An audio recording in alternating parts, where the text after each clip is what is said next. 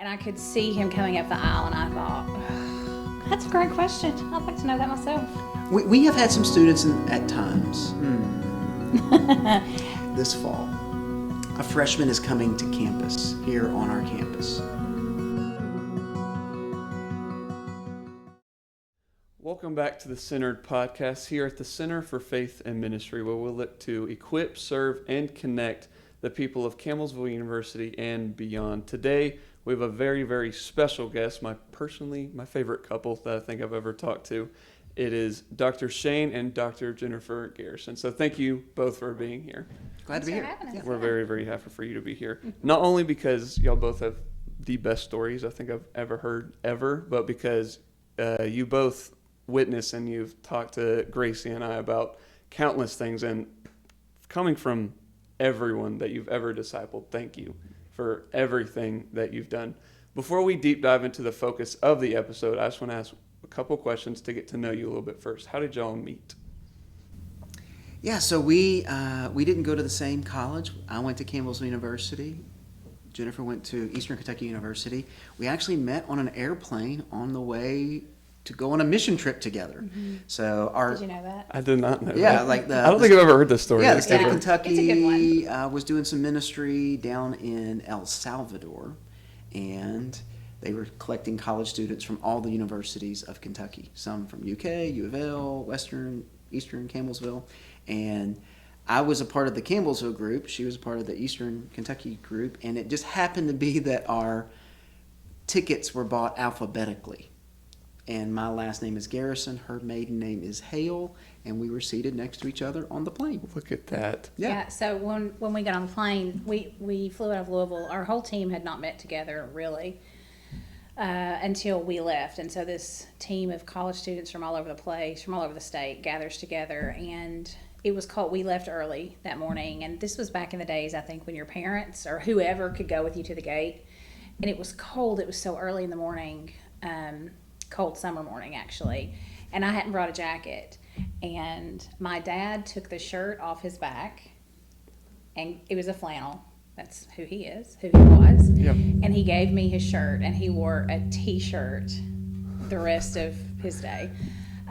So when I met him, I was wearing like my normal clothes and my dad's flannel shirt. And I just always remember thinking, oh my goodness, I could see, I got in our airplane in our seat first, and I could see him coming up the aisle, and I thought, oh God, he's going to sit by me. I just know it. And sure enough, he did, but I was cringing because I'm sitting there like in my dad's flannel shirt, and here comes this cute guy, and I'm like, yeah, he's going to sit here. Next to me. And he's like, I could sit next to her. Yeah. Well, and we didn't know each other, but then kind of the story even unfolds a little more. So we get to the place, we're going to be there for 2 weeks doing construction projects after a hurricane had hit the coast. And our team of 30 was split into 2 teams of 15. And we just happened to be on a side that was together. Mm-hmm. And then we went out to a job site, and they needed a group of the 15 to do specific tasks in rebar. A group of 4 is what they needed. And we just happened to be the selected 4. But then of the 4, we had to pair up. And so it kept dwindling down to, we ended up being a pair. And so we really sat under a tree for 2 weeks in El Salvador. And we bent rebar into triangles that could be used to structure cinder block homes. And we just sat there and talked and did ministry together. And it was great. It was fun. Interesting. One of the campus ministers who went with us, we were on the bus ride going back to the capital of the country to fly home, and we'd only been around each other for now 13, 14 days. And he looks at both of us and he says, "And when are you two getting married?" He did. It's like they could see it. Like other folks could see. He did. We were just It like, was just that obvious. and then we were awkward and like, We were like, you're 20, whatever, and it is awkward because, I thought he was a cutie, and I think he thought I was okay. Mm-hmm. And I did suspect he liked me because we stopped at this gas station on our way back to the airport, and the precursor to that question by the campus minister was that I stayed on the bus. He got off the bus, and he got I think he was was a Mountain Dew or something, which the idea of me drinking a Mountain Dew right now is like, oh. But he bought me, I think it was a Mountain Dew, and he brought it back to the bus, and he was so excited to give that to me, and I was like, oh, well, thanks so much. And then that's when the campus minister said, when are you two getting married? And we were like, oh, how embarrassing. All because of Mountain Dew. Yeah. Yeah, Brings so people together. that was a trip in May. I had already graduated from CU. She still had a semester to go. And so I got home from that trip, and I immediately moved to Fort Worth, Texas to go to seminary. And in the following year, she arrived in Fort Worth also to go to seminary. But we had stayed in communication, and we'd even gone out a time or two. But finally, when we got in the same state, in the same town, that's whenever really we were able to. He would write me snail mail. Snail so mail. Letters. He would send me books. He would write me letters in the mail. And would leave long, funny messages on my answering machine, which was actually not a phone, but a legitimate answering machine. We're dating ourselves now, but yeah. And so, we just continued communication. And then we both ended up at Southwestern Seminary, and that's when really. Yeah, once we got in the same city, in the same state, that's kind of it. It Took didn't off. take long. It was like, okay, we're pretty locked in here. Yeah, that's awesome. I'm so glad I got to hear that Yeah. story. I've never heard that before. When y'all were in seminary, is that when God called y'all to student ministry and college ministry? That is an interesting question. I think I was called to ministry. I felt a call to ministry, period. I didn't necessarily feel a call to student ministry or college ministry. Actually, at that time in my life, I really felt more called towards poverty and impoverished people, downtrodden, down and out, even working with, addicts or people on the street. I probably felt more of a call towards that at that time in my life. But I think I was really blessed because I had people who were speaking into my life who helped me to differentiate God's call to this or to that, or God's call. Has he called me to serve? And if so, that means people.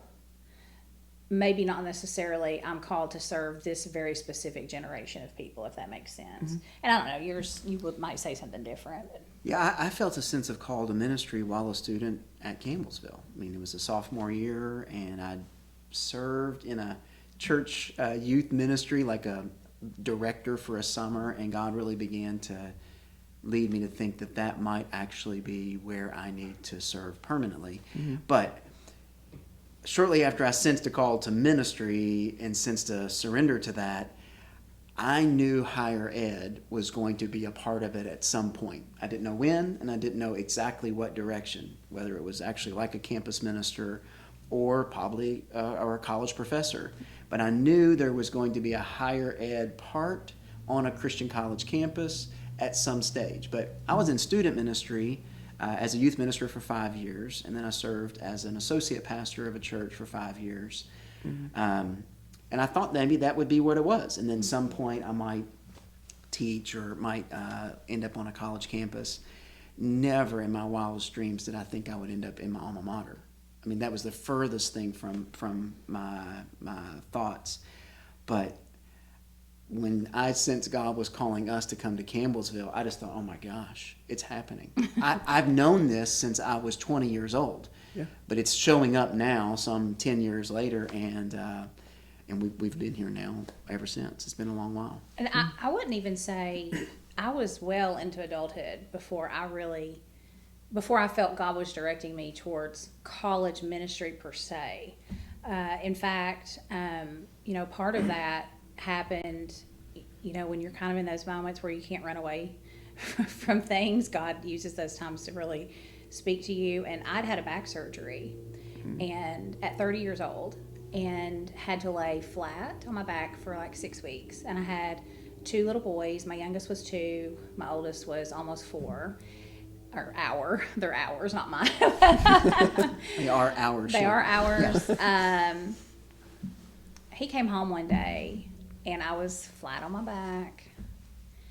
And he said, I think you need to I think you need to apply to a PhD program. And I was like, what are you talking about? And I couldn't get up and run away. I couldn't get up and I think I just said, I cannot have this conversation right now. But that's when that idea was introduced to me. And I feel like, God really used him to, plant that little seed. And so, I started to look into things, and I thought, I found something I really, really loved. And I thought, man, I should do that. And so it was through that process. And I started doing adjunct teaching here while I was, I was a stay-at-home mom for 10 years. And it was during that time I did the PhD and then started doing adjunct teaching here. And we were in student ministry together while we were in seminary. And so while we were there, he was a youth pastor. I was an intern, like a youth intern. And in all truth, it was a requirement for a class, for seminary class. I had to do certain things, different things, and so I just worked as an intern at the church where we were already serving. But my day job was to serve homeless people in downtown Fort Worth, and so I kind of was dabbling in all of that together at the same time. But at that time in my life, it didn't occur to me that at some point I'll be able to do the ministry that I'm now involved in that I love so much. It's such a part of who I am now, but it wasn't like in the beginning, this is what I'm going to do. And so I feel like that's been a theme kind of in my life anyways. God has really molded and shaped along the way. What called you to tell her that she should probably sign up for that position? That's a great question. I'd like to know that myself. So I had finished my doctorate. I'd already taken a full-time teaching position here. We were maybe into it just a year or two. She was a stay-at-home mom. And honestly, college teaching is very, very family-friendly. It's very family-friendly. There's some breaks, Christmas break, summer break, spring break. There is some breaks. There's flexibility in your day schedule. So sometimes you could teach a class at 8, 9, and 11, and you're done for the day. You can go home at noon if you wanted. And teaching is something that she's really, really naturally gifted in. So it was already in the spiritual gift set. And I thought, well, if we're going to wait to go back into the workforce and when our boys are a little older, this would be a fabulous way to both continue to use your gifts and talents, but also be able for us to do this together and in a place like Campbellsville University that encourages husbands and wives and married couples to serve in the institution of various capacities. So it was kind of like I'm not sure I walked home or drove home that day and said, I'm going to lay this on her to go do a PhD. There were so many things that led to this is really, really family friendly. And I experienced that. I was a full-time faculty member with summers off and winter breaks and all that for the first 8 years I was here. Then I shifted into administration where you work some more than you do as faculty members. But I'm not saying everybody should be in college, higher ed, teaching and leadership, but it has some great advantages for family life. Yeah. Whenever y'all were in premarital counseling, Gracie and I have had the pleasure of doing it with both of y'all. So when y'all are in premarital counseling, we talk about vision a lot and all these different things. What do you look forward to? Was discipling students a part of your vision for marriage whenever y'all are doing premarital counseling? I think it was a natural outgrowth because we're both pretty relational, and we've always, since we've known each other, we've always been involved in local church ministry. And that's been in teaching Sunday school or doing youth ministry or, whatever, just a variety of things. And so really we were doing student discipleship from the beginning. I don't know that I would say it was part of our vision for how we would carry out our marriage or what would happen but it is, I do think, a natural outgrowth. Would you say? Yeah, we had a couple while we were in seminary, while we were engaged. They had already been married for a few years. They actually had 2 little children. And every Friday night they invited us to their home to eat dinner with them and just be around them. We didn't know what they were doing. We honestly didn't have it wasn't a blueprint or some sort of agreement. But in a sense, they were doing pre-marriage counseling with a couple who wasn't married in their home, around the table and around the couch. And it blessed us and encouraged us and strengthened us in our marriage. That's Some of awesome. the most formative conversations we had before we were married was with this couple. Yeah, and funny enough, then we would say, why we talk about things that make us mad. This is so funny. We come over on Friday night to hang out, and it was so much fun. But part of what we would talk about was what made us all mad. And that actually was so valuable because we were able to explore some of that in our own relationship, but also see it in this married couple. And it became like, oh, we can talk about those things in like a way that's healthy and even fun a little bit. So it Friday became night, that was so meaningful to us that like Friday Night Fight Club. No. well, when we got to the college campus and we started detecting we were having students who were getting engaged or who were in serious relationships that were leading toward marriage, we just organically invited them over to the house. I don't know if we even said, hey, everybody, we're doing pre-marriage counseling. You're invited. It just kind of happened. But then it as a small college campus is, it began to be something our students knew. And they would then ask us. And so we've gone back and counted. We've been here 17 years. We've had probably 40 couples over those years. And,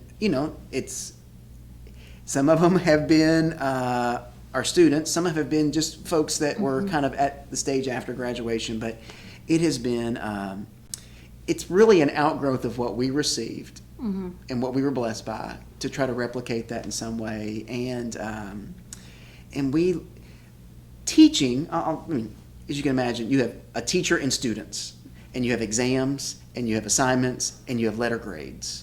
So there's always this relationship that always has this academic thing in it.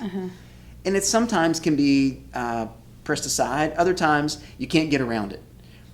But discipling folks in your home, that wall comes down, and our students kind of shift from being in the classroom writing a paper to at our house on the couch with older brother and sister in Christ. Yeah. And it's so, we love it. It's so wonderful. Oh, can I tell you something? Of course. So, as we said, I was a stay-at-home mom for a decade, and I loved it. I would do it all again. It was the most wonderful blessing. It was hard, but it was really, really good. But I'm also a very relational person. I love to meet people and to talk and to laugh, and being at home with two little boys and him gone all day. All my neighbors were elderly, except my next door neighbor, who ended up becoming like a dear, dear friend. God actually did something for me that I think is so precious of him. And that is when I was at home with two little kids and not able to come and be on campus and be with college students, he literally brought them to my porch without me seeking that out. One of our mentors, Dr. Ted Taylor, was here at the time, and he would say to a student, "Oh, are you?" A student would be talking with him about something. He would say, "You know what? Are you having some thoughts about that? I know somebody you need to talk to. She just lives down the road here. Just go down there." And I can think of the first time this ever happened. The student literally drove up, parked in the driveway, got out, and I happened to be sitting on the front porch in the rocking chair at that time. Got out and introduced herself to me and said, Wow. "Dr. Taylor told me that if I came and introduced myself to you, you would talk to me." And that is how this whole thing started for me and the more intentional college student discipleship. And I just think it was so precious of God to do that, because I'm literally at home taking care of two babies. Like, they're taking naps right now, and over time students would come over and just they love to come sit on the porch. They would come and say, "What are you cooking for dinner?" And they would even ask for things. I mean, I can think of one in particular who would say, "Can you make me mashed potatoes?" Sure. Yes, we can do that. And so I just think it's one of those really lovely things that God does. he's just precious that way. Sometimes he just literally brings people to your doorstep. Yeah, that's awesome. I love that. Missions Week is fast approaching, and the Center invites you to be a part of it. Starting September 22nd through the 26th, CU will be celebrating the spreading of the gospel. The Center is partnered with Buckner International for missions projects and collecting shoes for children, as well as the Dominican Republic, to work alongside churches and other organizations. Shoe collection for Buckner will begin September 23rd. There will also be a 24-hour prayer tent starting Wednesday. We can't wait to celebrate Missions Week with you in the near future. Back to the video. Quick gear shift, ministry dynamics. So I've had the pleasure of having both of you in T4LC, Teaching for a Life Change, where y'all were together. And I've noticed that Garrison, you're a little bit more relaxed and philosophical in the way that you teach, and then you're a little bit more free-spirited and outgoing, and you're at it, and you do literally anything, right? How do your different personalities and spiritual gifts complement each other in ministry?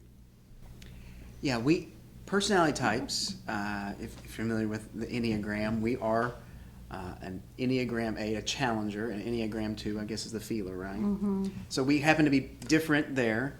Spiritual gifting, however, we're very similar, actually, in teaching, leading, administrating, organizing. She is a phenomenal counselor, a phenomenal encourager. I tend to be a little bit more of the type A, like organize things, strategize things, plot things. But we've been married for over 20 years, and what you have over periods of time together is you really start forming together. And we complement each other, but actually, if you think about it, we almost do the exact same thing in some ways. We both went to seminary. We both study Christian education. We both teach on the college campus. We both teach the same subject matter. We both have a career with college-age young people and students. We love serving in local church. We love leading ministries that have kind of people-first roles. And so while we do complement each other, we're very different people, but we are also very, very alike. One of the reasons I think we work so well, particularly in our married life, is we have a lot of similar interests. Like, one of the things that really attracted me super at the early stages to her was, like, if I'm thinking on a theological issue, she can duke it out with me. Like, that's fun. She can bring the game and be like, well, I don't think you're right here, or I think you need to rethink that point, or you need to reanalyze what you're coming, or here's what Scripture says, you haven't thought about this properly or theologically. And I'm like, oh, that's so awesome. I mean, it's so attractive. It's so it's a pleasure to have someone that's in that kind of iron sharpening iron, and it also is your spouse, also is your wife. So you are having hardcore debates just in the living room. I mean, yeah. Not as much now, in a fun way. But early on we would have that, and it would be so much fun. I think in the seminary years too, you're exploring so much for the first time biblically and theologically that you need to think about these things out loud. And sometimes there are still questions like, what do I think about this? What do you think about this? And, you know, sometimes we run up on things where we actually say, God, I really don't know what I think about that. And that's still fun and exciting because none of us are finished. I mean, we're still all forming. But I do think we are very similar. I do think there's some complement, though. I think at times he's more logical. At times I'm more logical. I mean, I don't know. It kind of ebbs and flows, actually, given the circumstance. In the classroom and Teaching for a Life Change, when y'all were both teaching together, y'all took on different roles on who taught what. So you taught the musical portion, and then you would teach the natural portion. Yeah. For those who have not seen how that have worked in a classroom, what roles do you each take on naturally in the classroom, or just discipling students in general?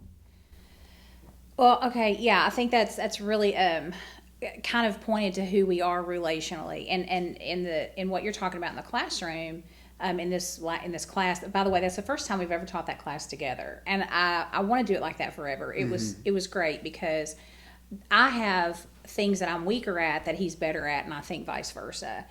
And that's a good example. He would teach on something more musical, logical, right? And I'm, like the example of the, natural learning. That's my jam. I love, the outdoors. I like to think about how we learn things. And I've taught 2 little bitty boys from, infancy up, largely through natural learning and some other ways. And so we definitely do go towards our strengths, I would say. Yeah, but I would just say that is such a unique experience. To teach a class together on a college campus as husband and wife and 2 colleagues, very, very unique. But even when we were serving more in teaching students or teaching in maybe a church setting, a husband and wife combo, a male voice, a female voice, a perspective that's from one direction and another, it strengthens the offering. If you can have, 2 is greater than 1. There's certainly a strength there. And so, and I just think also when students, particularly students who are both male and female, get to interact with teachers who are both male and female, and you just learn so much more. You see it so differently, and it is so healthy. But again, we've never had that before, and hopefully we get to happen again. But I'm just so glad you got to see it on display. It was a lot of fun, wasn't it? We had so much fun. So fun. It was fun for us, and we would even leave class. We would, as you know, we would give feedback. He would give feedback. I would give feedback. We would encourage the students to give feedback to whoever is the teacher demonstrator for that day. We see the same things, but we see different. We're watching the same thing, but we see different things. Yeah. And so I think it gives a fuller picture to, in ministry, what are you as a teacher, leader, missionary, pastor, whatever, what is going to be the experience of the people that you're shepherding and leading? And so I think to have a male and female voice in the classroom setting helps the individual student to have a better understanding of their people in the future, their perspectives. It's a broadening and a widening of a perspective. And I think it benefited not only the students, but I think it also was beneficial for us together. Mm-hmm. That class was so fun, because I know I've been in classes a couple times where they just don't know that style of learning. Someone may not know how to teach naturally, so they're just I don't know how to do it. I'm gonna try, but I just don't know how to do it. So getting the best of both worlds was so cool. Can you give an example of a time when your unity as a couple had a visible impact on a student? We have had some students over the years who both the young man and the young woman felt a call to ministry. Mm-hmm.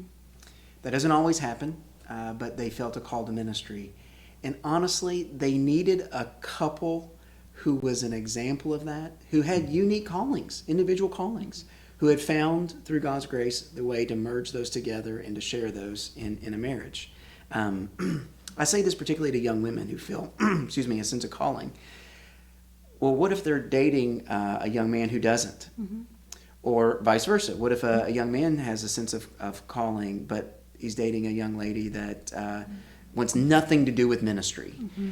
That can be an imbalance. But the more unique scenario, honestly, is 2 who both feel this call, who both feel this sense of God's leading in their life towards service and leadership, and they don't know how to merge that together.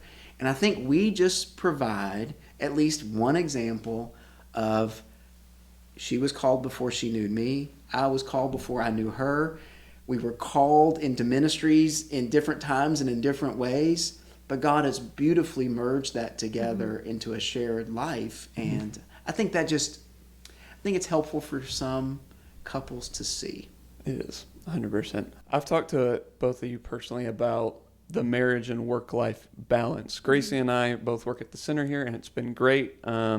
Obviously, keeping things professional is a big, big must. How do you guard your marriage while also doing ministry and teaching together?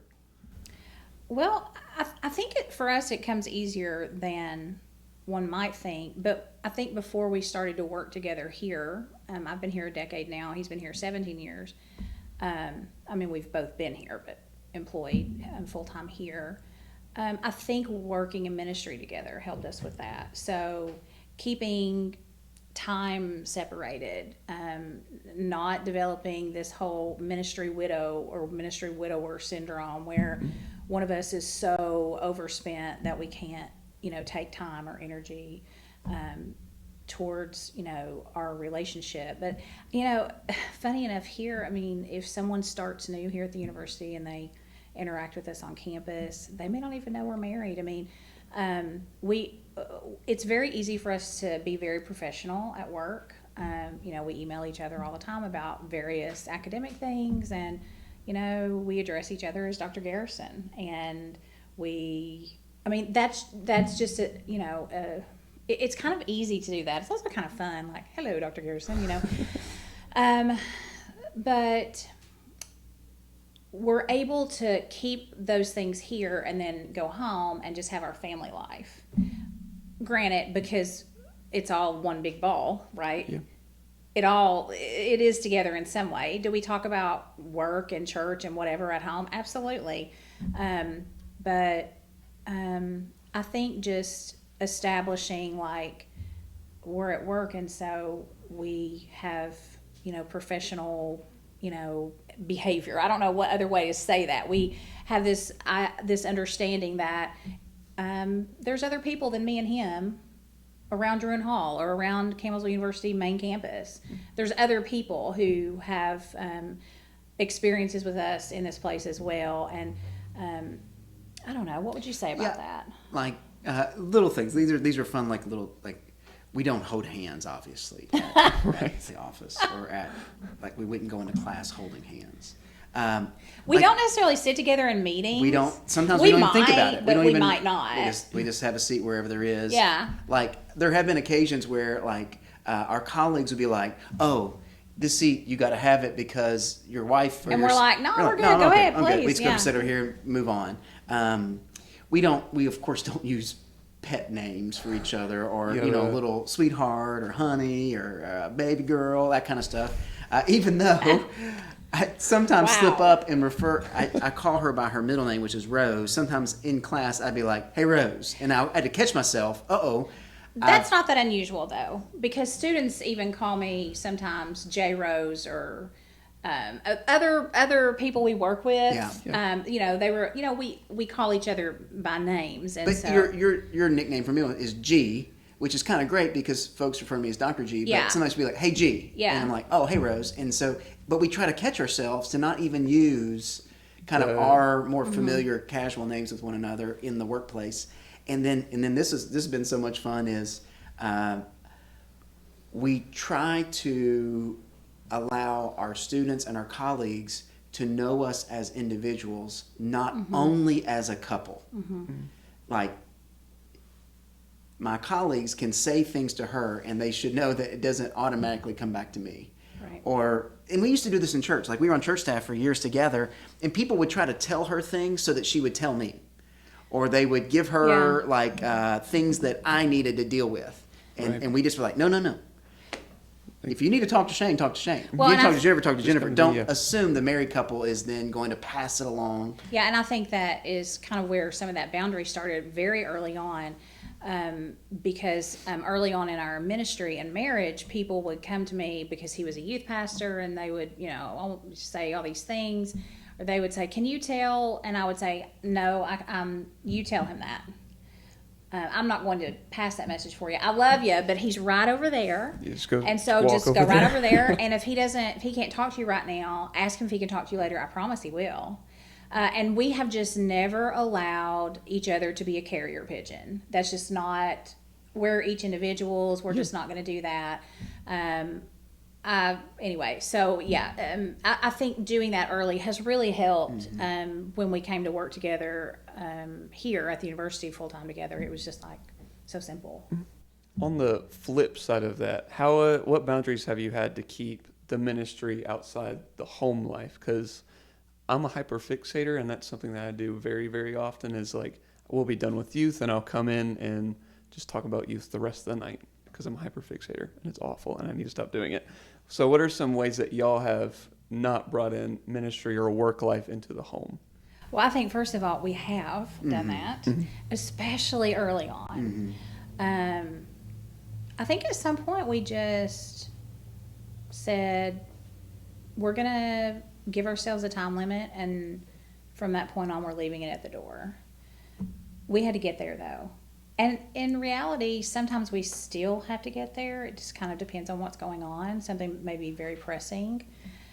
Sometimes we give the space and permission to, okay, let's just talk this through, and then we can move on with it.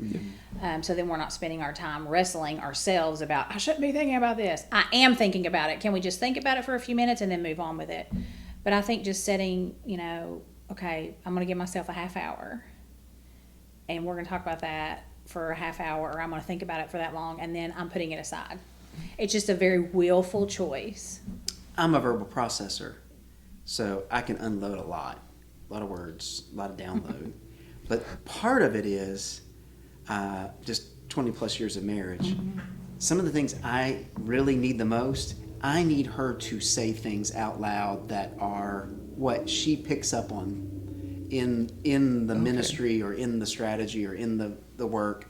There have been numerous times I had a really, really big meeting or a really big conflict I was battling, and I've been thinking on it for 12, 15, 18 straight hours. But it's going to happen that morning at 9 a.m. And I'm getting dressed, and I'm like, okay, here's where I'm at. Tell me what I'm missing. And I have a skilled, not only a counselor therapist, but a skilled, she can sort and sift through it and see some things I can't see. And it's an advantage. It's a real gift. And so some of that is I'm seeking counsel, seeking advice, seeking skilled thought on things. And I'm so grateful that the Lord has given me that gift to be able to say, and sometimes it happens, she can pick up on some things. I know, Aden, you're soon to be married to a therapist and counselor. They have this tool that I call it's their Spidey-Sense. Spidey-Sense. They pick up on things that no one else picks up on. They have like this detector radar that most people never hear or never see. She has it. And sometimes we'll have met with some folks, and we'll be driving home, and she'll know things that it's impossible for them to have known. And she's dead on. And I'm like, where did you get that? How did you come up with this? What did they say? What did they do? Where did you get this idea? She's so on it. And so I've learned, ask her the question. Ask her the insight. Give me a little bit of what you're picking up on, because I'm not getting it like you are. And it's usually not foolproof, but most often, like 99% of the time, she's dead on. So it's that's a ministry gift. That not every couple is a tag team couple in ministry. We just happen to be one. But I'm telling you, I lean on my tag team partner because she has some real skills that are very, very helpful in ministry and leadership. That's awesome. I would say the other direction, he also has things that I have to lean on. Because I am a feeler. I'm an Enneagram 2. And so I am so concerned about everybody else's feelings in the room that often it gets cloudy. It can get cloudy for me. And he can help me cut through that mess. And just in an instant. And so it's been fun to learn over the years, and still learning as we go. Man, he's got giftings that help me so much, and vice versa. Mm-hmm. So he has his own Spidey-Sense in a way. He does have Spidey-Senses in some way. Yeah, he does. I don't think it's Spidey-Sense. Well, I need to think of like the villain, like Venom? yeah, the evil side. I don't know if it's as healthy, but anyway. That's okay. One last question, and we'll go to a quick break. What's one of the most encouraging student transformation stories that you've heard? You can brag on yourself a good bit here. I want to tell a story, and I won't say the name. Several years ago, a young lady came to Campbellsville, felt God's call, beyond shy, beyond scared. But God had woven in her some of the deepest, most sensitive things to write and to journal and to explain. Phenomenal depth. But she couldn't say anything out loud to save her life. Could never stand in front of an audience or stand in front of a group and present it. And what God allowed was, through a very simple task of learning what her multiple learning intelligence was, she was a deep reflective. And if you read anything she wrote, you knew how deep she was spiritually and thoughtfully. And today, she writes Christian journals, Christian devotionals for a major publisher, a major organization. But it was a transformation to see that God had designed her in a very, very unique way, gifted her in a very unique way. It probably wasn't going to be on a stage. It wasn't going to be in front of a group. It certainly wasn't going to be speaking out loud, because it would just rack her emotionally and even physically. Mm-hmm. But we were able to detect it and see it and then encourage that and say, and God can use this gift in a mighty, mighty way. And he is. And some of you listening to this podcast or watching this, you might stumble across one day her journal entries or her devotional writings. You'd have no idea that when she came years ago, she could barely say 2 words out loud. Wow. But that's just a really cool example of how God uses these gifts. And sometimes it takes somebody else to see them and shape them and maybe like lift them out, encourage them, even maybe polish them up a little bit, and then send them and set them off. Yeah. Do you have a personal favorite story that you've heard? I just think about so many students. I can think of a handful right now who really question like God's call in their life, or do I even have a skill? Do I even have a gift?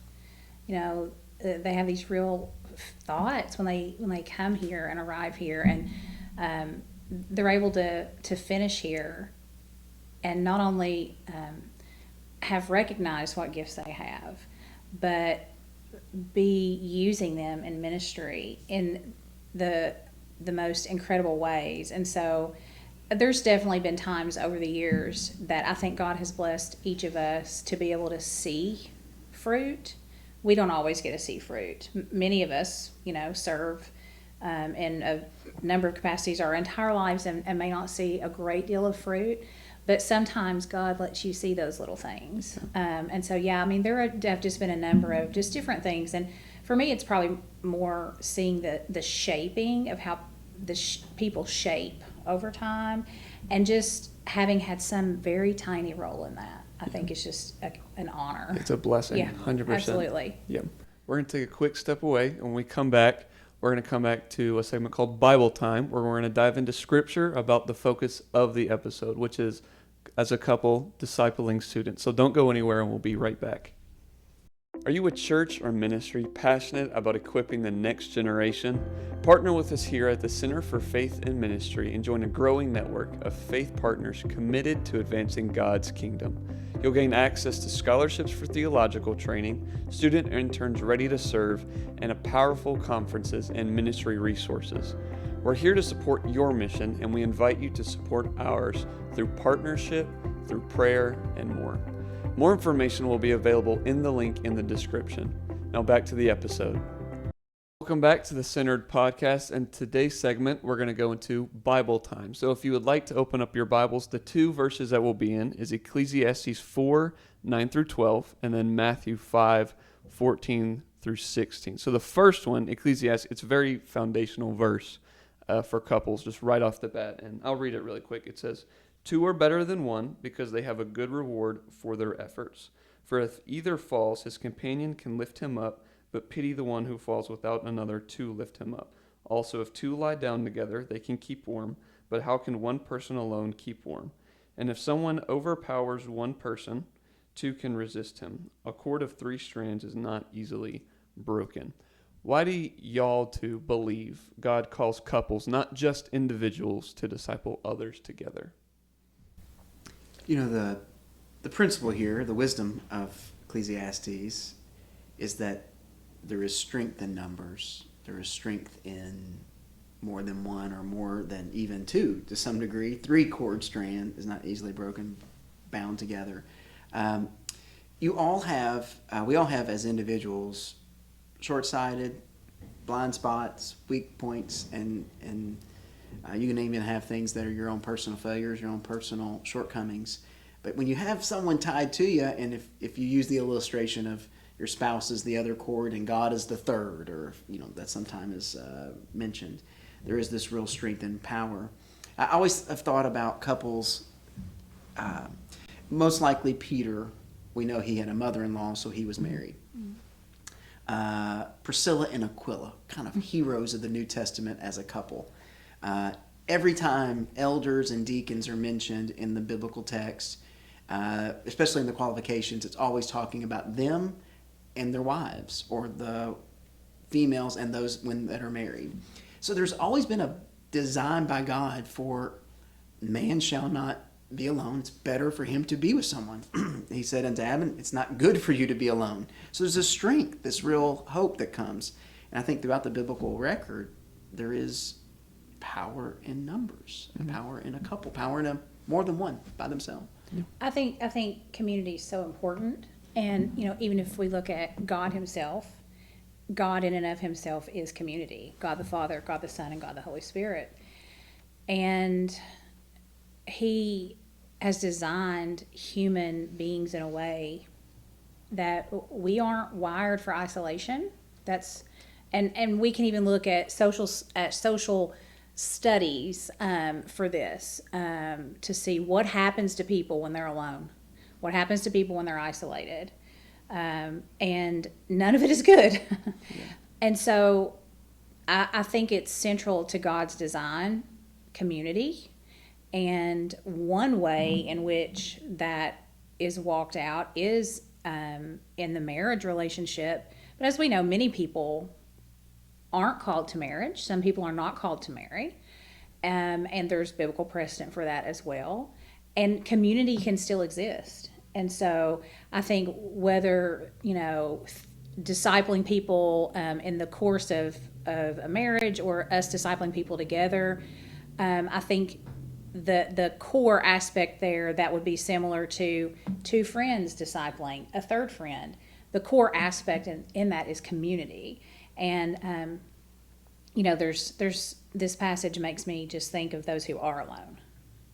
And there's so many people in the world at this moment who feel utterly and hopelessly alone.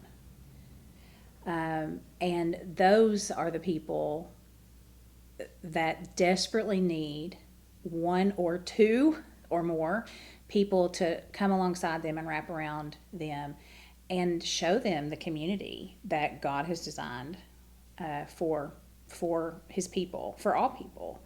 And so, trying to stay warm alone, trying to pick yourself up alone, trying to, everything you do alone is harder because you're alone. And sometimes it feels impossible. Jesus wasn't married, but he chose to equip the disciples in a community format. The disciples, in every place after Jesus ascends, they're never standing alone. So James is with others, and Peter and John are working together. Of course, when Paul comes in, he's got companions everywhere. Timothy, Titus, Silas. I mean, he's constantly, John Mark, Barnabas. No one is going solo. No one is going out there as a lone wolf. And honestly, I think the biblical record just says over and over, that's not a good step. You can go back. I mean, Moses had Joshua, and he had Miriam, and he had Aaron. I think of Elijah had Elisha. It was just instantaneous that you had your understudy, if you will, to serve alongside of you. And there are, unfortunately, Christian leaders, Christian pastors that maybe try to do things in isolation, but it's not as healthy, not as strong. What are some other biblical examples of a team that y'all mentioned? Priscilla, Moses. Is there a couple that y'all kind of maybe not draw from, but y'all look at that and you're like, there's a way that we can mirror this because it teaches us a lot about how to disciple as a team? I always go to Priscilla and Aquila, partly because they're globe trekkers, so they're living in Rome, but they also got a house in Corinth. I mean, how cool is that? Got a house in Italy and a house in Greece. They're always equipping others, so they actually have an enormous ministry in Apollos. They actually are the ones that kind of sponsor him. They're financially set up because Paul knows that that's actually where some of the money comes from. They're using their homes, plural, to be places where churches are meeting. And every time Paul gets a list of folks he mentions, he always mentions Priscilla's name first. and Aquila is second. Aquila is the dude, Priscilla is the lady, and so I think they're even like they complement each other. There's not like who's first and who's second, or who's primary and who's secondary. They were the Brangelina of the day. Yeah, I mean they're locked in. They're always mentioned together. He's never mentioned alone. She's never mentioned alone. Always mentioned as a couple. Always mentioned as a pair, and always the woman is mentioned first, which biblical scholars tend to believe that's because she may have been the sort of the go-to gal, and he was kind of the side-along husband. But I see him always as a pair, always as a team, and I just love that concept of use your home, use your wealth, use your influence, equip others, strengthen the faith community no matter where you are, no matter what country you're in, no matter what place God's called you to be. They're just some that, and the number of verses we have about them are few. But I think if we were to peel back the New Testament church, both in Rome and in Corinth, their fingerprints would just be all over it, just all over it. And the Priscilla, that's in Acts 18:24-6. I'll read it really, really quick. Now a Jew named Apollos, a native Alexandrian, an eloquent man who was competent in the use of the Scriptures, arrived in Ephesus. He had been instructed in the way of the Lord, and being fervent in spirit, he was speaking and teaching accurately about Jesus, although he knew only John's baptism. He began to speak boldly in the synagogue. After Priscilla and Aquila heard him, they took him aside and explained the way of God to him more accurately. Has there been a time where, similar to that story, there was someone that you discipled because maybe they weren't teaching the wrong thing, but they were teaching something that wasn't completely scripturally accurate, and you took them aside and kind of discipled them that way? We have had some students at times. We had a group for a season of time that came through the university, and I mean they were as hard and rigid and sometimes even a little aggressive and angry. And it was due to a theological position, but it was actually more of just a generational thing. They were that's who they were at the time. And God had graciously allowed us to kind of speak into a few of their hearts. One of the couples were on our couch. He and this young lady were getting married, and they have actually, over the years, called us back up and said, y'all treated us with love and kindness, but you had to kind of guide us a little bit. She's now a lawyer. He's still a pastor. Wow. But it was like, I don't think we were correcting them theologically, but we were certainly taking some of the edge off Right. of the hostile, Maybe not making it a whole lot of more. You know, there can be Christians who are just out for a hard fight. Yep. You know, just want to go toe-to-toe with folks, want to prove others wrong and defend their positions with vitality. I'm not opposed to that, but you can hurt a lot of people. You can Turn push a lot of people away. off. Yeah. I had another young man. He wasn't married while he was here. He was on the opposite side of that crew, and he was really, really defending his denominational tribe. And let's just say, for the instance of this occasion, he was a Baptist, and a staunch Baptist, hard Baptist. Baptists are probably the only people going to heaven Baptist. Yep. A lot of conversations, a lot of meals at the local sandwich shop, a lot of discipleship. It wasn't us together per se, but years later, he invites me to breakfast and asks me for forgiveness. Wow. Saying, I was not seeing God's kingdom because I could only see my tribe. I could only see my history, my background. He's still serving in ministry, still loves the Lord. I'm not saying we're great at that Aquila, Priscilla ministry Position. of re-guiding, but because we are around young leaders, young Christians, young followers of Christ. And sometimes at that zealous, youthful age, it's where you see some of the just go fight mentality. And we get to be a little older in the faith that says, well, okay, nothing wrong with holding strong convictions and being passionate about theological points. But you can also take a little edge off that and still be true to your convictions, but love people well and love the kingdom. Yeah, and the zealousness that comes with that fresh faith, I think, can be a gift. And it can also be a weapon.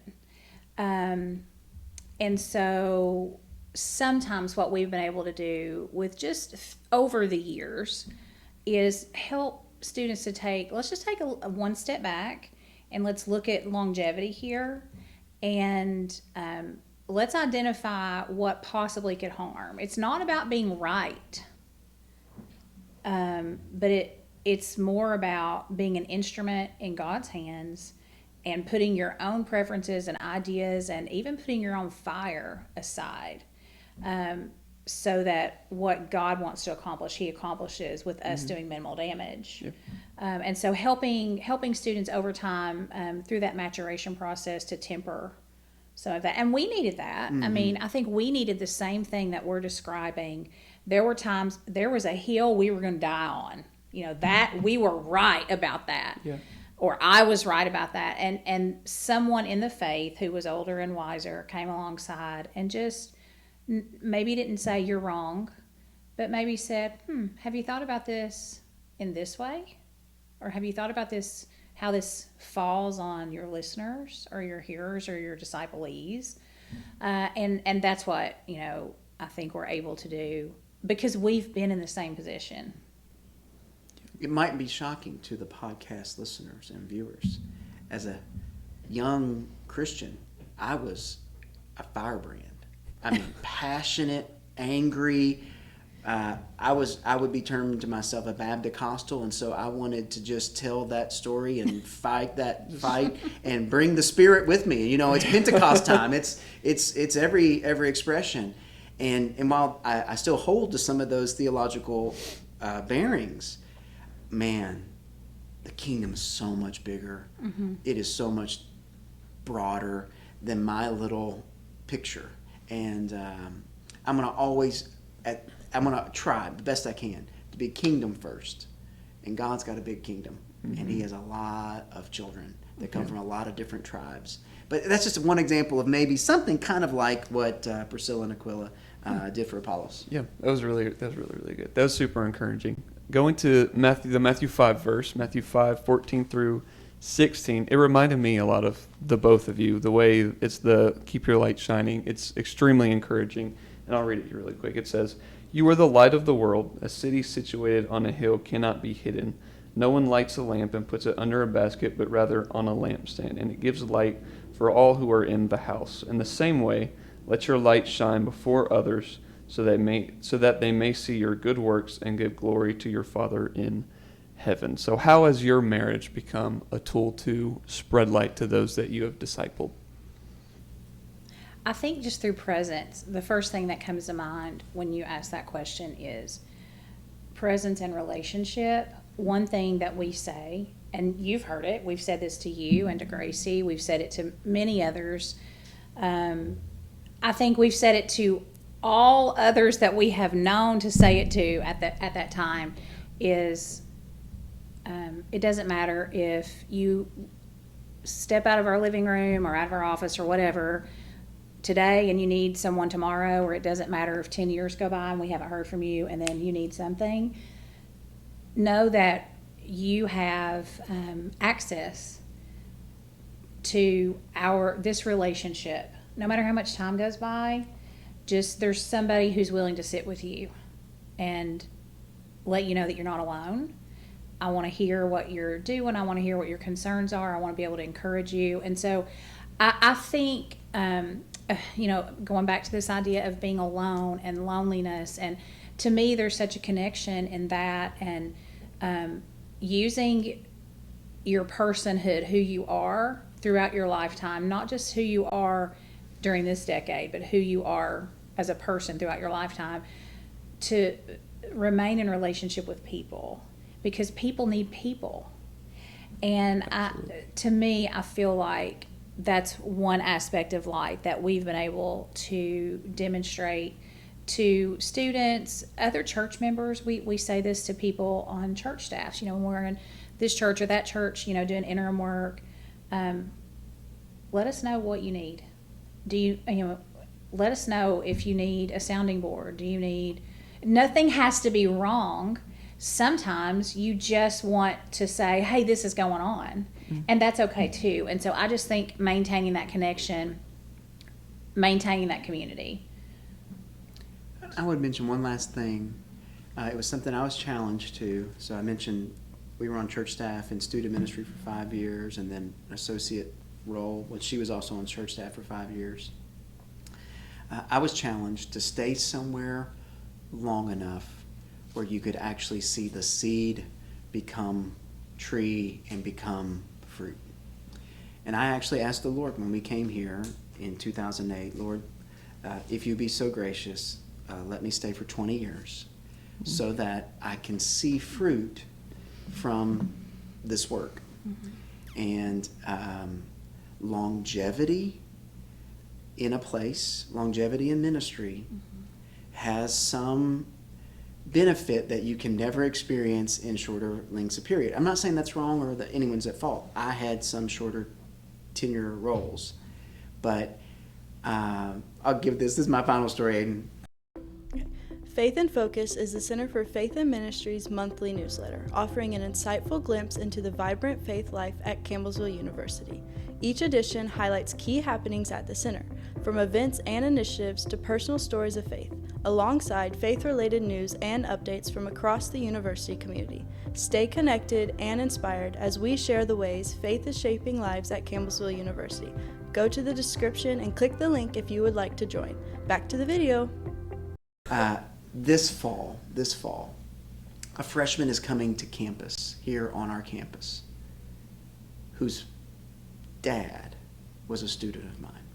Oh, wow. Now, he was an older student when he was here. He was probably fairly close to my age, actually, but he had been in the workforce, came back, was a pastoral ministry student my very, very first year. This year, his daughter is going to be a freshman at Campbellsville. And I thought, well, she's like one of my grad students. Because I've had her parent, now I'm going to have the child. She's now going to be an incoming freshman. And I thought, what would be the fruit of, I had an opportunity to encourage him in ministry, and God was so gracious, I'm going to have an opportunity to encourage his daughter. And that's just a little later. Maybe I can't stay here 50 years, like my dear beloved Dean, Dr. Hurchin, who's been for 35 years. But there is something about longevity that allows that fruit, and it's that light shining that draws them. Anyway, I can't wait to see her on campus. It's going to be so much fun. That'll be so exciting. Yeah. One last question, then we can wrap it up. What advice would you give to married couples who want to start discipling students together? I would say be who you are. How has God gifted you? Use that. I would say don't worry about your house being upside down. Don't worry about having dishes in the sink and dirty laundry or laundry. We had a couple over at our house last night that we were meeting one of our dear beloved students, his fiance. We got to meet her last night, and she is precious and lovely, and they are so cute, and I'm so excited for them. When they came in, I said, don't mind the laundry over there, because I had a heaped over basket of laundry that's sitting there crying to be folded, and I've ignored its cry. And it was time for them to come, and you know, that's okay. That the laundry doesn't matter. We had dishes in the sink too. I mean, it just doesn't matter. And so I would say, open up your home. Mm-hmm. Let them in. Invite them in. Get them a glass of ice water if you're in the South. If you're not, whatever the beverage of choice is, whatever. When we were in seminary, one of our seminary professors said, don't worry about what you can't provide, but use what God has given you. And I think one thing that we've tried to do is over the years, whatever it was that we had at our disposal that could be useful for someone else coming into our home, we've offered that. And that's really been more of a gift to us, truly. We've had students who needed laundry done. We have we used to live down here. We have, bring your clothes. You can use our laundry. You don't have to have laundry soap if you don't have, we've got laundry soap, or I don't have a lot in the fridge at the moment, but I do got a pack of hot dog wieners. We can throw them on. Use whatever you have, and it's not about what you can't have or your house being a mess. It's just about you being open and being an instrument of God's love and His kindness and His compassion and His and so that's what I would say. Be who you are. for the glory of God. Use whatever tiny resources you feel like you have. Use them for the glory of God. And I think when you take the focus off of all the other mess, you're freed to really just love people and not worry about the dust on your living room table while they're sitting there in front of it. Yeah. Yeah, and I would say, if you're a ministry couple and you're serving others, yes, your home is your space, and it's your castle, your lair. But if you can share it, that becomes such an open door to hospitality and to inviting folks into your life. The other thing is, you will always receive in discipling others more than you're really giving. Yeah. Like me, I'll say this, and 40 couples in pre-marriage counseling, I tell you, every time we do pre-marriage counseling with a couple, it's a reminder of the things that I still and we still need to do as a couple. It's like we're getting counseling in reverse. Yeah. Like we're offering it, but it's bouncing back and like, oh yeah, we got to do that. We got to think on that. We got to work on that. And it's like it gives you opportunity to refresh and renew. And I would just say, if you're going to work with young leaders, young people, young adults, 20-somethings, or even younger, you actually stay a little young because you're around young people. And it's really fun. It's like this other benefit of, I'm nearly 50, we're nearly 50. We don't even remotely feel like it. Because we're around 18 to 28-year-olds most often. We kind of feel like we're still in our 20s. I know I'm not. My knees know they're not. Our children know that we are That's not, right. and they remind us of that on a regular. But you get this joy of standing beside people who are in that age group, and it actually even gives you a little bit of a sense of, well, you're not as old as you might think. And so there's benefits all around. Yeah. Thank y'all so much for being here. It's been an absolute pleasure. Y'all are excellent. I'm speaking for literally everyone. Thank you for everything that you do. Would y'all be willing to pray it out and pray for maybe people who want to disciple students and just for those watching? Sure. Awesome. Yeah. Thank you for having us. Yeah. Lord, we come to you and we thank you for this chance, this opportunity, this moment. We pray for the hearers, the viewers of this podcast. And I pray, Lord, for those that want to serve in ministry as a couple, to encourage others in student ministry, college age, young adults, any area. Father, I pray that you would strengthen and embolden them, and that you would allow their lives to be an example for others. And I pray, Lord, for just willingness to let their home be used, let their marriage be a testimony, let their past failures, even past sins come before you and be used for your glory and for your great name. We just ask, Lord, that you would extend your grace to us all, and we thank you so much for calling us to this place in this time. I pray in Jesus' name. Amen. Amen. Amen. Thank y'all so much. And then thank y'all for watching here at the Center podcast at the Center for Faith and Ministry. We hope you enjoyed it.